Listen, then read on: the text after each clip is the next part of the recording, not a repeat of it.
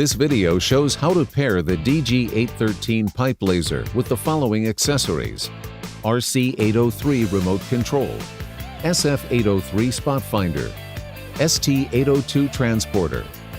Make sure all units are turned off before starting the pairing process.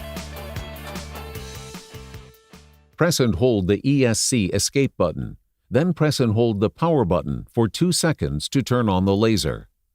The laser display shows pairing.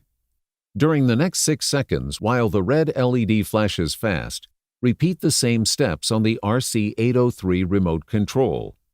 The display at the laser and RC803 show the temperature reference check has started and the pairing was successful. Turn off the laser, then press and hold the ESC button.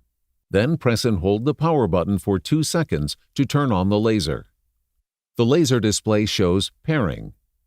During the next 6 seconds, while the red LED flashes fast, repeat the same steps on the SF803 spot finder.